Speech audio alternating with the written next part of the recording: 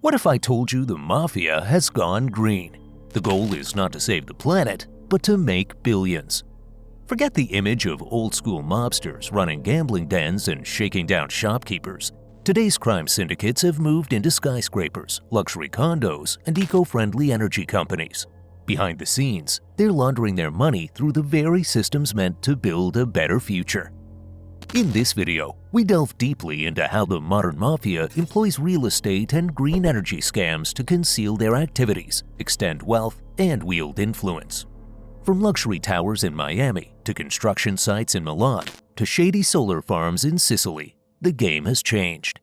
And stay with us until the end, because one of the companies exposed in a massive eco-fraud scandal was actually praised by the government, until investigators uncovered who was really behind it.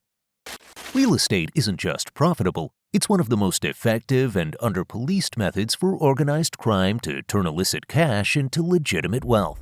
And mafias across the globe have spent decades mastering it. The appeal of real estate for laundering money lies in its versatility.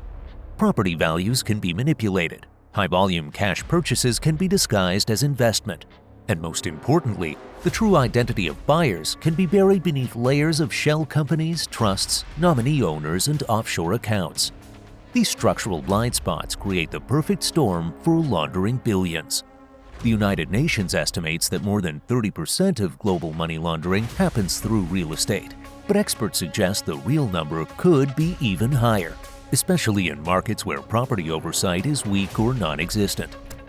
Organized crime syndicates use various schemes. In some cases, they overpay for a property using dirty money, then sell it later at market value, effectively cleaning the surplus.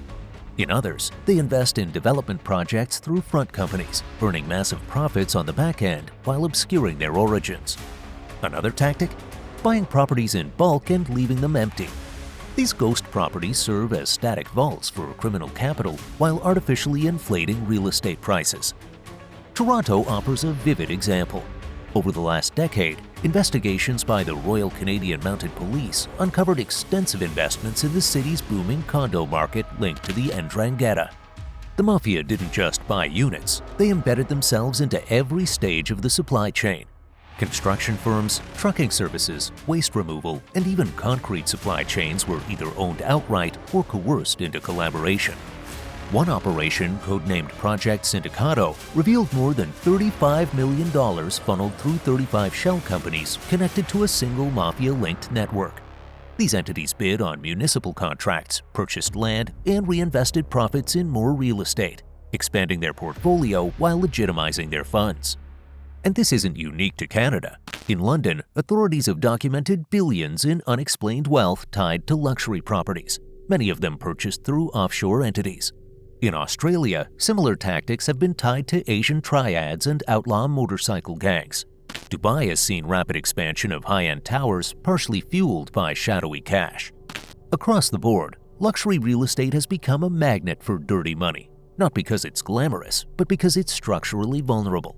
It allows criminals to hide in plain sight, building legitimate-seeming empires while escaping detection. Welcome to Miami. White sand, ocean views, and some of the most laundered real estate in the Western Hemisphere. What makes Miami so attractive to criminal networks isn't just the luxury or the climate, it's the city's unique combination of real estate opacity, international cash flow, and a regulatory framework full of blind spots. Miami is one of the few U.S. cities where you can still purchase multi-million-dollar properties through anonymous shell companies with no questions asked. The process is simple.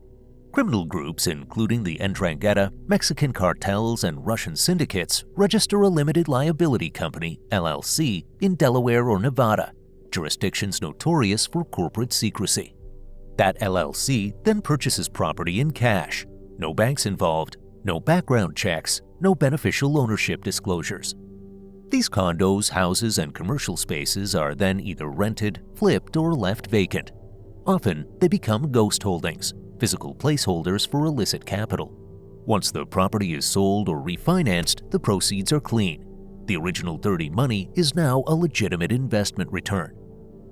The 2022 DEA and FBI Joint Task Force that froze over $80 million in Mafia-linked assets in Florida revealed just how extensive the scheme had become. Investigators uncovered a complex network involving more than 24 shell companies, each connected to luxury properties in Miami Beach.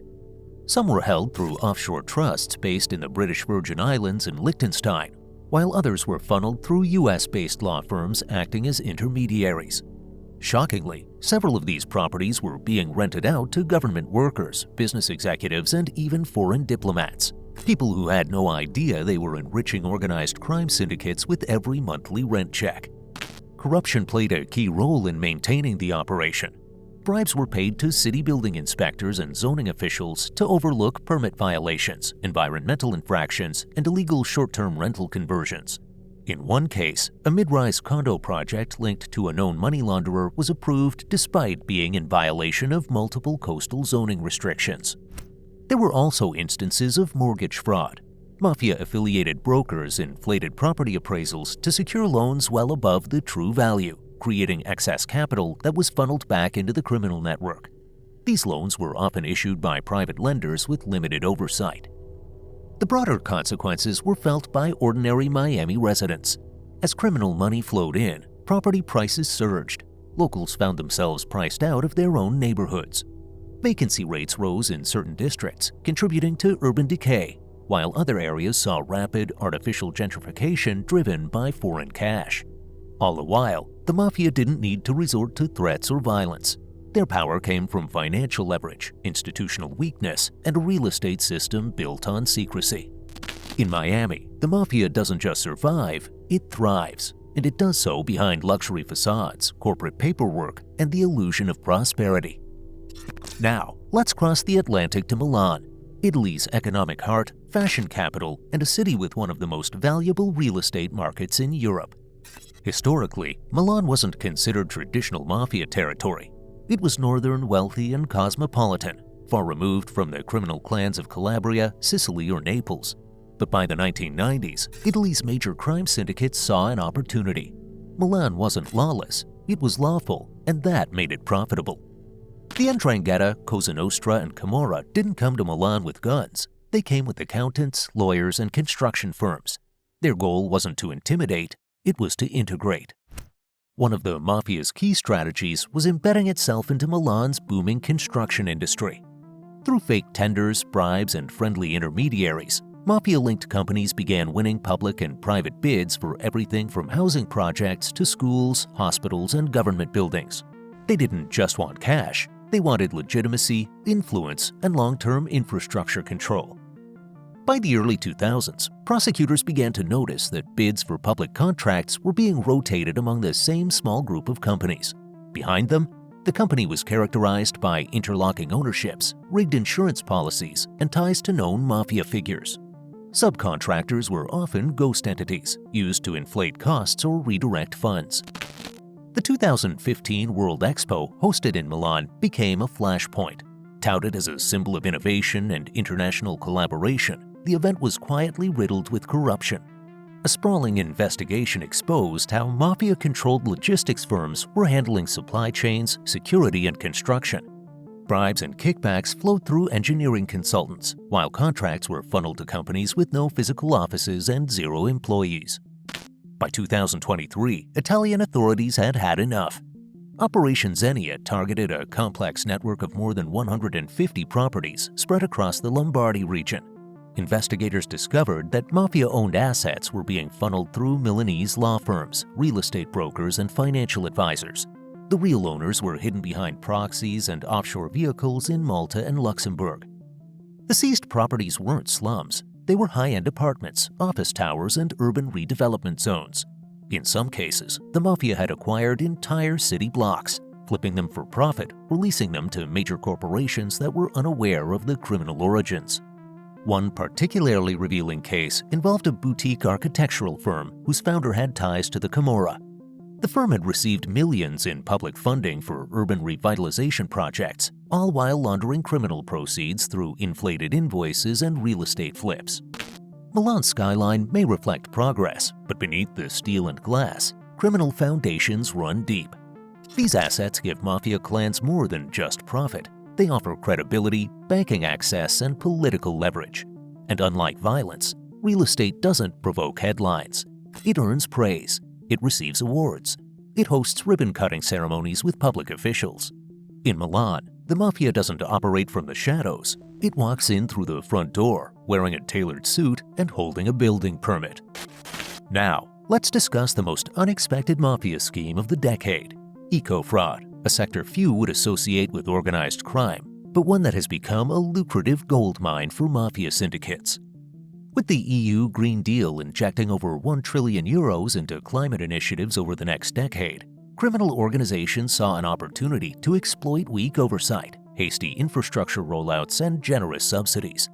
Green energy became not just an environmental goal, but a financial target.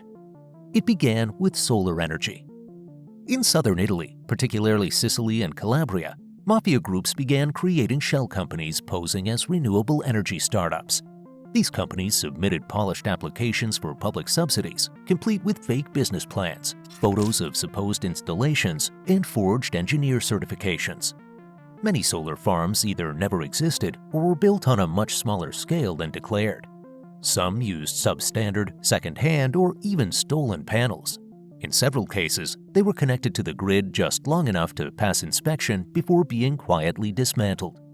In 2023, Italian investigators launched Operation Dirty Sun, uncovering a massive fraud scheme involving over 20 companies with links to the 'Ndrangheta. These entities secured more than €150 million in EU and national funding. Financial audits revealed systemic over-reporting of energy output, ghost employees, and inflated costs for equipment that never arrived on site. And it wasn't just solar energy. Wind farm development became another high-reward, low-risk avenue for fraud. Mafia-connected companies bribed regional energy officials to fast-track environmental assessments and approval processes. In some instances, turbines were erected using funds from banks unaware of the criminal origins of the loan applications. Once the projects were operational, or at least appeared to be, the companies would claim ongoing subsidies while quietly diverting funds to offshore accounts. Then came the bioenergy and hydrogen wave. One particularly bold scam involved a front company claiming to develop a fleet of hydrogen-powered garbage trucks for urban waste management in Naples. The firm received nearly €4.2 million in regional and EU green innovation grants. Within months, the office was abandoned and the founders vanished, leaving behind unpaid contractors and a shell of a business. What makes these schemes especially dangerous is their hybrid nature. They're part white-collar crime, part political corruption. Mafia groups use these green ventures not only to launder money, but to access government officials, secure future permits, and insert their influence deep into the regulatory apparatus.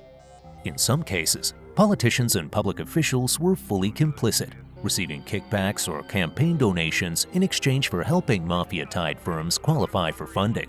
In others, bureaucrats simply lack the tools or knowledge to verify complex technical claims tied to green projects.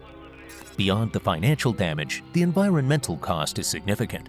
Funds intended to fight climate change are siphoned away, real green entrepreneurs are pushed out of the market, and public trust in sustainability programs erodes.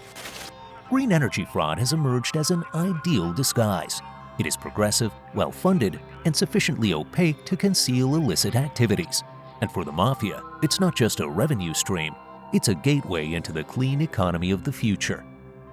Governments aren't blind to the threat, but while awareness is growing, enforcement is still catching up to the sophistication and scale of organized crime's infiltration into real estate and green energy. On the law enforcement side, new tools and techniques are being deployed. Financial intelligence units, FIUs, are increasingly using AI-driven algorithms to detect irregular cash flows tied to property transactions. These systems can flag suspicious patterns, like a series of condo purchases through unrelated shell companies or rapid flips in low occupancy zones. Blockchain forensics has also emerged as a critical tool. Blockchain analytics software now traces criminals who launder money through cryptocurrency and convert it into physical assets. Investigators can follow crypto wallets connected to real estate deals, especially in markets where digital payments are increasingly accepted. Satellite imagery and geospatial data are being used to monitor green energy developments. Regulators can compare what was funded on paper with what exists on the ground. Discrepancies between reported project size and physical footprint have exposed several fraudulent solar and wind installations. Legal reforms are underway, particularly in Europe. Germany, Spain, the Netherlands, and Italy have either introduced or strengthened beneficial ownership registries, public databases that reveal the actual individuals behind companies and trusts. The move closes a major loophole previously exploited by criminal networks to obscure asset ownership. In North America, Canada is rolling out a national registry of beneficial owners for corporations and trusts, while the U.S. Corporate Transparency Act mandates companies disclose real owners to the Financial Crimes Enforcement Network, FinCEN. Additional legislation in states like New York and California is targeting anonymous LLCs in real estate. Cross-border cooperation is improving. Europol and Interpol have formed joint investigative task forces that pool intelligence across jurisdictions.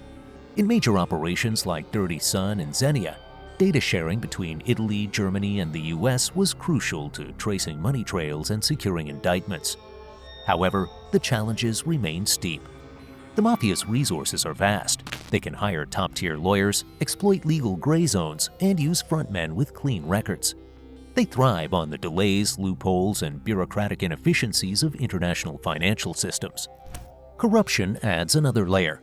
In some regions, local officials are complicit, issuing permits, falsifying reports, or turning a blind eye in exchange for bribes or political support. In others, understaffed and undertrained agencies lack the expertise to identify complex fraud schemes dressed up as legitimate development. Ultimately, this battle isn't just about recovering stolen money or jailing mobsters. It's about protecting the integrity of global economies. Real estate and green energy are pillars of modern urban growth and climate resilience. If those sectors become compromised by organized crime, the long-term consequences ripple far beyond law enforcement. They threaten public trust, democratic institutions, and sustainable progress. Today's mafia doesn't look like it did in the movies. No fedoras, no Tommy guns. Instead, it looks like a luxury condo in Miami, a construction project in Milan, a solar farm in southern Italy. These aren't just symbols of wealth, they're weapons of influence. By infiltrating real estate and green energy, the mafia has created a modern empire, one that's clean on the outside but rotten to the core. So next time you pass by a brand new tower or read about an eco-startup getting millions in funding, ask yourself, who's really behind it? Because sometimes the most dangerous criminals don't hide in the shadows. They build right in front of us.